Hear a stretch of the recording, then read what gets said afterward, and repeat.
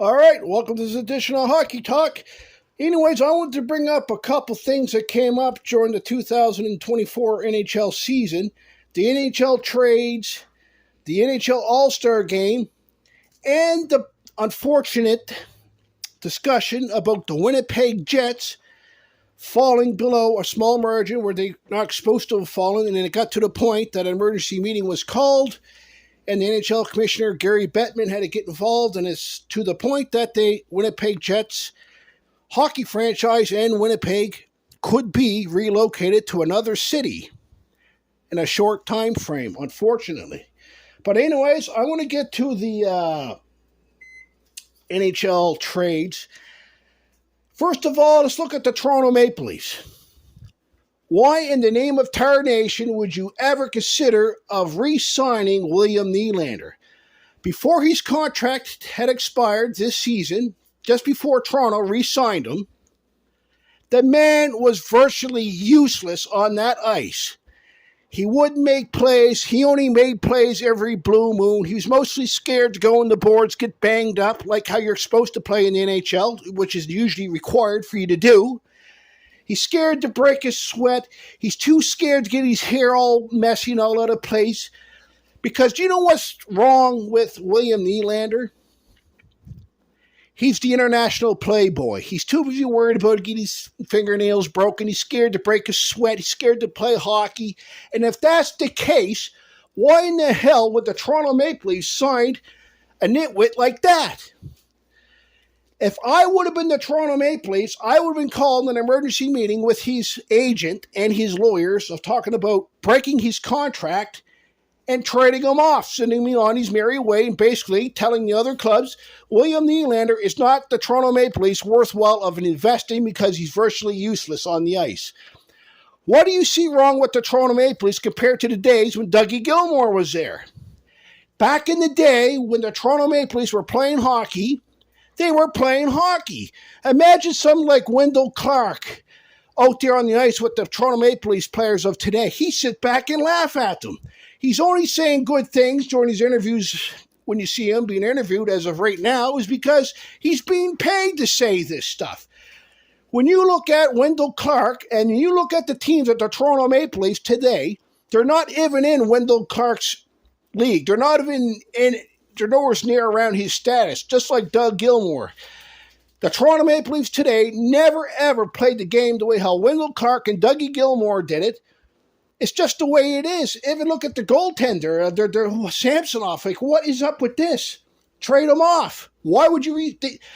Every time when the Toronto Maple Leafs gets good players, they take two steps back. They'll make a dumb trade. They'll trade off their star goalie, and the next thing you know, they got a good team, but now they got no goalie. Or they'll have a good goalie, and they got no team out there.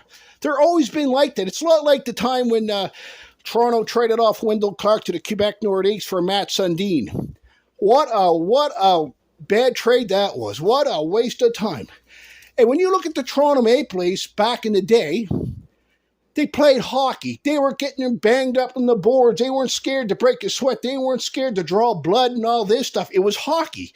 They fought tooth and nail or to the very last second. And then when the buzzer would go off the end of the period or the game, you see them in a big scuffle around the net and all this stuff. Referee got to break them up. Today, what do you see? The scale, oh, well, skate off. Who cares? We lost 10-0. Who cares? The worst defeat in Toronto Maple Leafs franchise. Who cares? Skate off. And when you look at the Toronto Maple Leafs today, what are they good for? They're Sonic commercials, insurance commercials. That's the only thing that Austin Matthews, William Nylander, Mitch Marner are good for. If they're no good on the ice, and if they're only good for posing for these TV ads and these commercials, why in the hell is the Toronto Maple Leafs even signing these people in the first place? Toronto Maple Leafs has a lot of good players, but they're not wanting to play the game of hockey. John Tavares, a good player. They got that good defenseman there, Rees, a grinder. I like that. I like that defenseman. That's what Toronto got to keep. But lo and behold, the great management of the Toronto Maple Leafs and their great ideas of making great trades, they'll put Rees on the chopping block and they'll trade him off for an even worse player than what they have out there already. That Reeves guy is a good player. I like that. He's a grinder. He's not scared to play a game of hockey. He's not scared to get roughed up, banged up, or even draw blood for that fact. And when you look at the rest of the Toronto Maple Leafs, you take away Morgan Riley, you take away John Tavares, you got a bunch of kids. You got boys. That's what's wrong with the Toronto Maple Leafs. You got boys. You know what they need? They don't need boys. That's what's wrong. They need men. Men to go out there and get the game done. Play hockey. Don't be scared. You can't have players. The only thing what they're good for is these Sonic commercial insurance ads or these commercials. They're no good.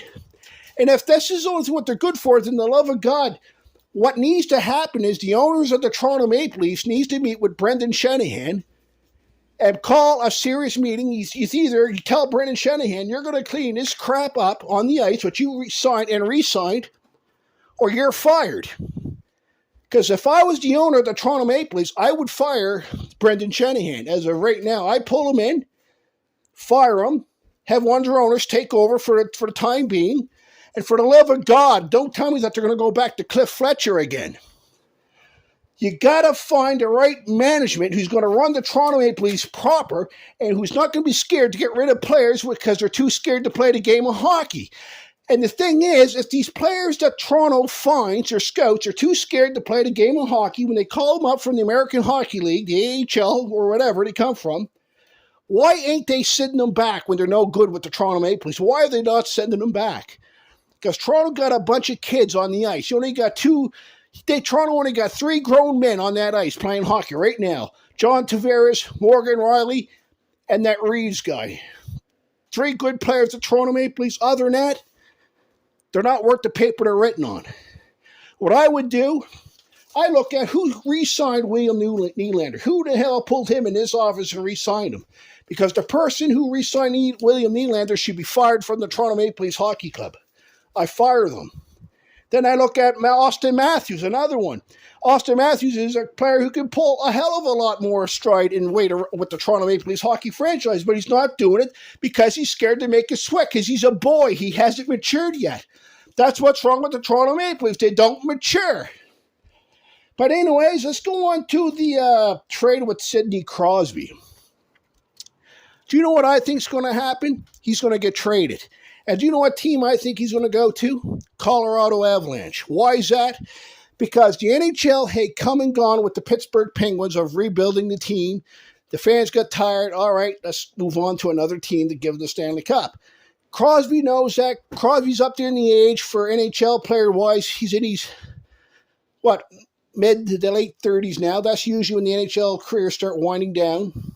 Because I stopped playing hockey when I was in my mid-30s. It just didn't bother with it anymore because it just couldn't keep up with the younger generation. And it's always best to walk away while you're ahead of the game while you still can before another player taps you on the shoulder saying, I'm replacing you. As a senior hockey player, that's the worst thing that can ever happen. And what's happening right now with the Pittsburgh Penguins is they're starting to go through the rebuilding mode. And when you go through the rebuilding mode, that's the time you want to get out of there because you could be a player that could be with that team. And once they're done with the rebuilding mode, once they find somebody else, they're going to tap you on the shoulder. We're going to trade you off. No, thank you for your time. You don't want to be a player that's being used. You want to be a player that's there with meaning, a lot of pride, and a lot of dedication. In my opinion, Sidney Crosby will be traded, not this season, but during the summer. He's not happy in Pittsburgh. The team realizes it. It's time to go. But it's better to go on his own terms than have the team tell him, we want to get rid of you. But in my opinion, Sidney Crosby is going to go to the Colorado Avalanche. I heard a lot of stories on the internet, so now he'll go to Toronto Maple Leafs and all this stuff. The problem with the Toronto Maple Leafs, they waste their money with so many useless hockey players, like I said, with William Nylander, Austin Matthews, Mitch Marner. Now they can't afford to get good players like Sidney Crosby because they're too busy signing these kids to go pose for these Sonic commercials. Therefore, Toronto can't bring the Stanley Cup to their own community because there's 2 factors. A, Gary Bettman doesn't want a Canadian team to win the Stanley Cup ever as long as he's commissioner with the National Hockey League. And 2, the Toronto Maple Leafs is too busy wasting their money with these kids. But the only thing that's saving the Toronto Maple Leafs right now, I'll tell you right now, is the city of Toronto, because that's like the New York Rangers. The city of New York, they have so many fans, they can go on a serious losing streak, and the New York Rangers will always have Madison Square Garden sold out. It's the same thing with the Toronto Maple Leafs. Toronto is like the New York version of New York and Canada, and the Toronto Maple Leafs knows it, that they can lose as much as they want. They got enough fans that they can keep the Toronto Maple Leafs afloat in the National Hockey League. And that's why Toronto is doing what they're doing. All right. The NHL All-Star Game. Here's what's going on about this. When I looked at the NHL All-Star Game, these celebrity captains, ain't that stupid? The celebrity captains. And when I looked at the NHL All-Star Game, it reminded me of the NBA. Why does it remind me of the NBA? Because that's the way how they have their All-Star Games done. And when you look it off, there's a connection with the NBA All-Star Game and the NHL All-Star Game. The commissioner of the National Hockey League was once involved with the NBA before he went to the NHL. And when you see how the NBA operate their All-Star Game, you see the NHL All-Star Game, it's a lot alike. And the thing here, what I noticed with the All-Star Game is, why is that idiot, celebrity, I call him an idiot, Justin Bieber, involved with, it's all right to be there with the All-Star Game, but when you got celebrities starting to tamper with NHL franchises' uniforms, that's bad. Look at Justin Bieber, what he did with the Toronto Maple Leafs. He literally redesigned their uniforms, and the Toronto Maple Leafs franchise actually allowed it. And that's why I questioned the owners of the Toronto Maple Leafs in firing Brendan Shanahan, because I would say, how is this idiot allowed to do that? How did he get that kind of authority? And do you know what it all comes down to? Pure stupidity and poor management. If that would have been the Montreal Canadiens with Justin Bieber walking in there saying, we're going to change your uniforms, that would have been the ultimate sacrilege. The whole city of Montreal, the whole province of Quebec, they all would have had Justin Bieber crucified for that. It wouldn't have been allowed. They would have chased Justin Bieber right out of the city of Montreal. And that's what the Toronto Maple Leafs should have did with Justin Bieber. And what the owners of the Toronto Maple Leafs are going to do is get rid of and cut their ties with Justin Bieber and tell him to take a flying hike, or we're going to get you out of here with our lawyers. But the bottom line is, the Toronto Maple Leafs is a complete joke. And it is. And the thing is, Toronto Maple Leafs, they have enough talent as of right now to win the Stanley Cup about 3 to 4 years in a row. But they won't. They can't do it because they don't want to, because they don't want to play hockey, because they're scared to play hockey. Now we'll talk about the unfortunate news about the Winnipeg Jets falling below that margin before the NHL has to consider, do we have to relocate the Winnipeg Jets again for the second time, which would mean the city of Winnipeg would lose their second NHL franchise. The concern is, when you have a recession, a serious inflation rates, what you see taking place now, the NHL has to be aware that, your NHL clubs could suffer if they go through this, a recession nonetheless, and which is normal, but they should have some sort of emergency insurance policies in place that could last them, that could help them out. But in my opinion, the NHL should have been aware of this before the Winnipeg Jets went back to Winnipeg. For an example, when the Winnipeg Jets moved out for the first time when they went to Arizona and they relocated, what did they do? They struggled ever since. The very first day when they got into Arizona, they were struggling. Now here's the thing. The Arizona Coyotes been struggling from day one for the past 20, 25 years in the state of Arizona. It's okay for an American hockey team to struggle and go absolutely nowhere and lose a series numbers of attendance. In fact, one of the arenas where Arizona was located in, they were kicked out of that arena because they couldn't make the payments, their rent and all this stuff. So the arena where the Arizona Coyotes played in, they kicked the Arizona Coyotes out, and they had to relocate outside of Phoenix, and they just renamed themselves from the Phoenix Coyotes to the Arizona Coyotes. And ultimately, what had happened, they've been struggling ever since.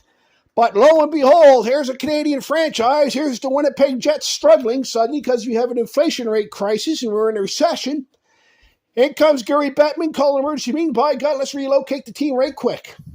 The problem here with the NHL is Gary Bettman. He's given all these NHL clubs all the money what they want, everything what they could think of. They like that. But when it comes to a Canadian team of winning the Stanley Cup, or even putting another Canadian team in Canada, Gary Bettman is doing everything in his power to not allow that to happen. For example, Atlanta, they put a third bid in for a third NHL franchise. Gary Bettman, he's looking at that. He likes that. Why would you put a third team in the city of Atlanta after when they had two teams there and they had failed? The Atlanta Flames and the Atlanta Thrashers. The Atlanta Flames went to Calgary, became the Calgary Flames, and the Atlanta Thrashers became the Winnipeg Jets. So the concern is, why would you bring a third NHL franchise back to Atlanta if they can't survive there? Because the problem is with the United States, hockey is not their idea of sport. It's softball, it's soccer, stuff like that's the American sports. Hockey, that's not their thing. But the thing is, if they were talking about, let's put a third team, let's relocate the Arizona Coyotes to the city of Quebec. Let's bring the Quebec Nordiques back. Everybody knows the world wants them back, even the NHL. But Gary Bettman does not want Canada to have another team, and he's doing everything in his power to prevent Canada from winning a Stanley Cup. And if that's the case, why ain't the NHL calling a meeting and doing away with Gary Bettman? Bring somebody with authority who's going to be equal. It's going to be an equal living playing field. There's none of this favoritism, because when you see the NHL today, what do you see? It's entertainment. It's sports entertainment. It's not sports anymore. It's entertainment, because entertainment generates money. Gary Bettman's making money off this entertainment, which means the NHL is staged to win. Certain teams are told to lay back, don't win, we want this other team to win, because why would the Pittsburgh Penguins suddenly win the Stanley Cup when Crosby got there? Because they're trying to rebuild the Pittsburgh Penguins franchise. They're trying to bring the team back. And that's why Pittsburgh won. You look at the Dallas Stars, how they won. You look at how Detroit Red Wings won. It's the Anaheim Ducks. It's a rigged affair. And that's why they're having a hard time selling their product. Why would I, as a fan or a former hockey player, would want to engage the National Hockey League when in the back of my head that I already know that this here is a rigged affair? If the NHL wanted to be more upfront and more realistic, the Toronto Maple Leafs would be the Stanley Cup champions, back in and back out steady, because they got the players and they got the money to do it. But lo and behold, oh no, Gary Bettman's here, you're not allowed to do that. And that's why you see the NHL the way it is. You see their sport packages. People are walking away from it, and they're saying, why would I spend this kind of money? Look at something that's a rigged affair. Then Gary Bettman and the NHL say, well, pay these NHL packages for a certain amount of price. Then the fans will say, well, why would I want to do that? Or I can get this package for free, the same product for free, either on CBC or certain days when Sportsnet will show it for free. And they say, well, why would I want to spend the money and look at this? And then top it off, the Stanley Cup playoffs is a rigged affair. So again, why would you want to spend the money and look at that? If you're going to be spending money on NHL packages, look at the season or the playoffs, you might as well just go buy a package with the WWE, the World Wrestling Entertainment. Because that's exactly what you're doing. It's a rigged affair. The winners are decided before they go out on the ice. The players are told where to go, because this is where they're going to send the Stanley Cup to a year or 2 years down the road. The players know that. But they're being told not to say nothing because they don't want to scare the fans away, because it's a rigged affair. Why do you think why was it 3 years ago when they fired that NHL referee for admitting that the game was rigged? Because he admitted it. The NHL went there and they fired him right quick. That alone says it all right there. So anyways, I'm going to end this segment with hockey talk right here. I got to say is the NHL All-Star game, it was okay, but I didn't like the celebrity captains, and I didn't like the trade when they decided to keep William Nylander. The Toronto Maple Leafs tried to keep him. I thought it was a disgrace. As in, secondly, you got the Winnipeg Jets being threatened to be relocated because of a little bit of a declination in the fan attendance and their revenue. But anyways, this is Hockey Talk, and we'll see you later on. Oh, I almost forgot. My buddy, John Tortorella. All right, I don't know what's going on with him, but I'll tell you right now, he's been suspended. When I look at his back track record, he has a lengthy coaching history in the National Hockey League. And the thing is, he's been fired repeatedly from various teams. He might last maybe a season that he's fired. And the concern is that I have, when I look at John Tortorella, I don't know. I think John Tortorella got to come to a conclusion. He got to ask himself, what am I doing to get myself fired? What am I doing to get myself suspended? Because this is getting to be an ongoing occurrence. And I think John Tortorella, in my opinion, got to sit back and ask himself what he can do to make sure that he doesn't get fired anymore. Because I think he got to sit down and ask himself a simple question is that, should he continue his career as an NHL hockey coach? Because when I look at the way how he addresses or how he handles heated situations, he seems to go above and beyond to the extreme measures. Somewhat what you would see Patrick Wall doing, and we all know what happened to Patrick Wall when he tried to coach with the Colorado Avalanche. He quit before he got fired, and now he's with the New York Islanders, I should say. But John Tortorella, in my opinion, look, the guy is one of the best coaches in the National Hockey League. He's one of the best men out there. He's got very good people skills with the kids out in the community and people out in the community, but he's pretty mean and he's pretty tough and he's pretty strict when it comes to coaching in the National Hockey League. But when I look at the reasons why he was suspended, I think John Tortorella got to come to a conclusion. He got to stop and gather his thoughts, and he got to ask himself, should he continue his career as a coach in the National Hockey League? Because when you get suspended like this, when you're going before the governors and all this stuff, and they're putting you under review, that's something, you got to stop and ask yourself, what am I doing wrong here? Why am I getting suspended? Why am I always getting fired? Because like I said, when you look at his track record, he got fired from the Vancouver Canucks. Last season, he was with the Columbus Blue Jackets. He got fired from there. He was with other hockey clubs in the past. He was fired from them too. The bottom line is, when you're with a hockey club for about one season, and then suddenly you're fired repeatedly, that's something that John Tortorella himself going to come to a conclusion and ask himself, what am I doing wrong here, and what can I do to fix this? And if he can't come to that conclusion, I think the teams in the National Hockey League should start distancing themselves from John Tortorella until John Tortorella himself decides to pull his thoughts together, gathers himself together. But anyways, he's one of the best damn coaches in the National Hockey League. We all pay the price for our doing what we do wrong. Now, John Tortorella got to pay the price. God love him. He's a good guy. He's a good man. He made a mistake. He got to pay the price. But anyways, John Tortorella, if you're listening, get your thoughts together, get yourself together, and you got to come to a decision if you think you should continue coaching the National Hockey League anymore, or should you consider retiring and going on to other things in life.